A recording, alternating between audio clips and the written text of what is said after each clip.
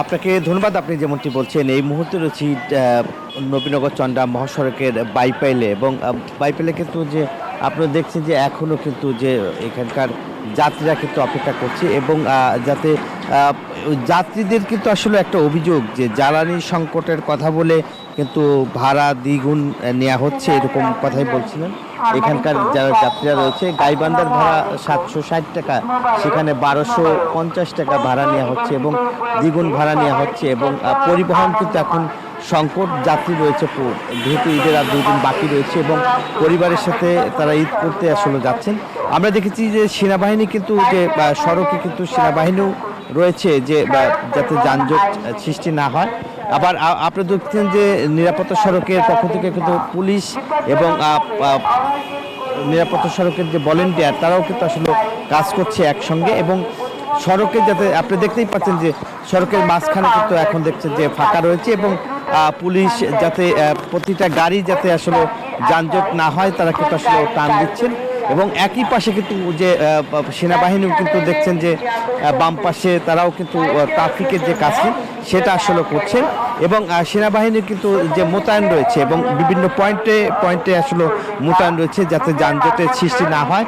এবং একটা কথাই আসলে যেটা বলা হচ্ছে যে ভাড়া বেশি নেওয়ার অভিযোগটা শুধু আসলে রয়েছে এবং আমরা যে পরিবহনের যে সংকট সেই সংকটটি কিন্তু আসলে রয়েছে এবং একই সঙ্গে যে পরিবহনের সংকট অন্যদিকে আসলে বাড়তি ভাড়া নেওয়া হচ্ছে এই অভিযোগটি রয়েছে। এবং এই ছিল আমার কাছে ঈদে ঘরে ফেরা মানুষের সর্বশেষ তথ্য। একই খবর জানতে আমার আর এক সহকর্মী রয়েছে গাজীপুর, যাচ্ছি জাহাঙ্গীর আলমের কাছে। জাহাঙ্গীর।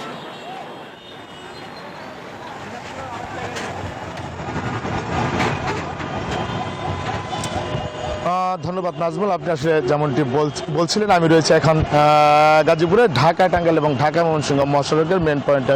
আসলে ঈদকে সামনে রেখে রাজধানী সহ গাজীপুর থেকেও কিন্তু উত্তরবঙ্গে বিভিন্ন যাত্রী যাচ্ছে। গাজীপুরেও কিন্তু কলকারখানা থাকায় বিভিন্ন শ্রমিকের বসবাস থাকায় কিন্তু এই জেলা থেকেও কিন্তু যাচ্ছে এবং উত্তরবঙ্গের অন্যতম প্রবেশদ্বার যে গাজীপুর, সেই গাজীপুর উপর দিয়েও কিন্তু সাধারণ মানুষ যাচ্ছে এবং গাজীপুর জেলার যে বিভিন্ন মহাসড়ক রয়েছে সেই মহাসড়কগুলোতে কিন্তু আসলে যানবাহন যাচ্ছে।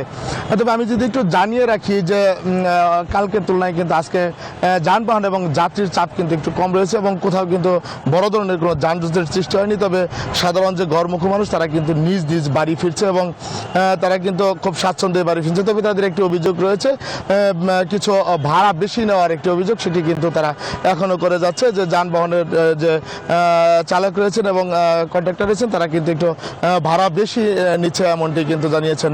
তবে ঢাকা টাঙ্গাইল এবং ঢাকা ময়মনসিংহ মহাসড়কে কিন্তু থেমে থেমে গাড়ি চলছে। কিছু পয়েন্ট আছে, সেই পয়েন্টগুলোতে একটু থেমে থেমে চলার কারণে হয়তো বা কোথাও কোথাও একটু গাড়ির জটলা রয়েছে। তবে যানবাহনে কিন্তু খুব স্বাচ্ছন্দ্যে কিন্তু যাচ্ছে এবং আইন শৃঙ্খলা বাহিনী যারা রয়েছে তারা কিন্তু মাঠে তৎপর রয়েছে এবং তারা কিন্তু কাজ করে যাচ্ছে এবং সাধারণ মানুষ ঘরে ফিরতে তারা কিন্তু সচেষ্ট রয়েছে। তো এই ছিল আমার কাছে গাজীপুর থেকে ঈদ যাত্রার সর্বশেষ তথ্য।